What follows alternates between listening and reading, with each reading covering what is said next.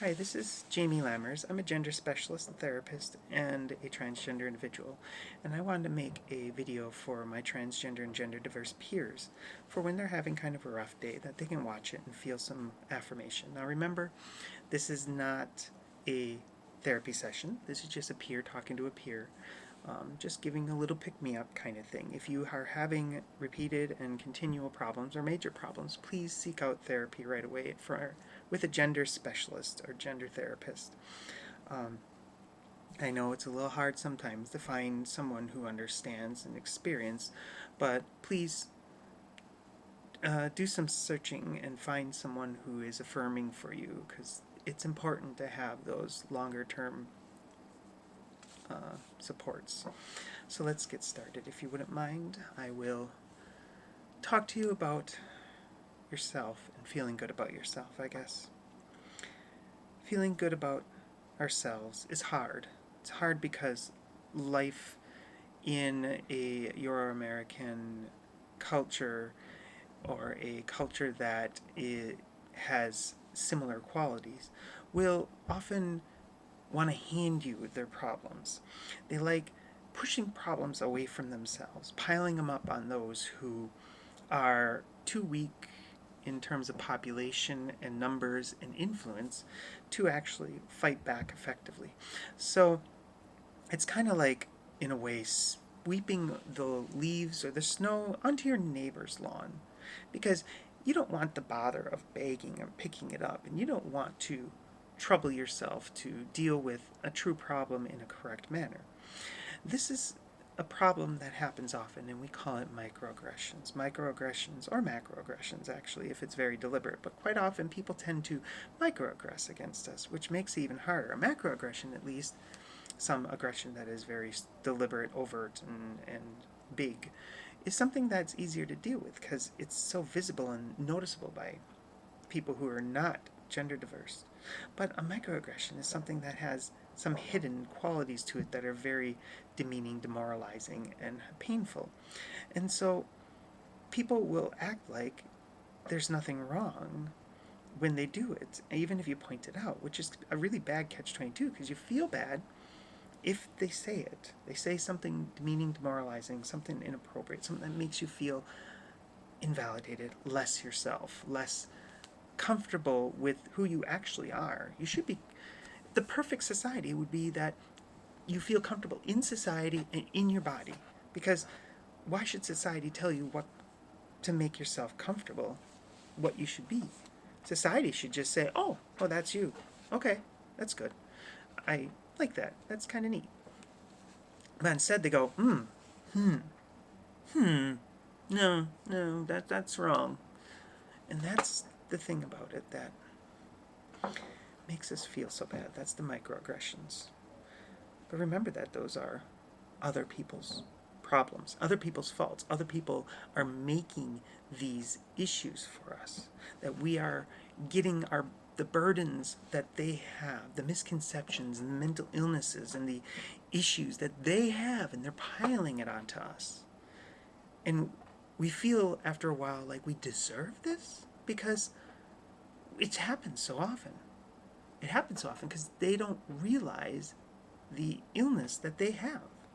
They don't realize that they are screwed up in the brain, basically. They don't understand just how wrong of a person they are. And because they don't understand and they don't even see it, they then project. They put that on you. And they say, why are you being so sensitive? Why are you having problems? This is not a problem. You need to start acting more appropriate. Act your age, act your gender, act like the way I think people should be acting. And that narcissistic quality is something that's just not appropriate. It's not appropriate to sweep the leaves over into the neighbor's lawn and then get upset at the neighbor when they come out and ask, why are you doing this? How come every time it snows or the leaves fall, you push it onto my lawn and expect me to pick up your garbage and make extra work for myself because of that? But that's just it. They do that. And it hurts. And it really is frustrating because it's a catch-22. They won't admit their illness. They won't admit their errors. They won't admit their projection, their narcissism. They won't let us be ourselves. They won't let us be comfortable. They won't let us be one with society because they're being wrong. They're being terrible. They're being microaggressive. And so, people who have privilege, cis privilege, of being automatically accepted, it's really hard for them to understand. I call it experiential understanding, actually. A person needs experience to understand something. And since cis individuals do not have any experiences towards it, idea of gender diversity, they then have trouble understanding it. Really, they have to take their own experience and not their own experience, sorry. They have to take your experience and make an understanding out of it. But when they do that, they corrupt it. They corrupt it because they take your experience in and they try and warp it to their perspective rather than just accepting it as it is from your perspective. So they take a clean perspective, a positive perspective, and they crush it and pull it and tear it, and they mar it, and they create a corrupted perspective. And then they hand it back to you saying, here's what I saw. Here's what I found.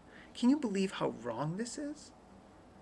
But it's wrong because they tried warping it to their own perspective rather than accepting it clean, original from you. And so their understanding of it is equally warped because they don't have it in its original experience. They have it from their perspective, not yours. So every time you go out there and you get a microaggression and you get a perspective alteration and you get somebody who does not understand because their experiences are limited or warped, understand that they're mentally ill. They have a problem. And pity them. Pity them because they can't even see their problem. That you are a clean, clear, positive, affirming person at a level that they couldn't even understand. That you are more comfortable with yourself than they could ever imagine. Feel sorry for them. And feel good about yourself.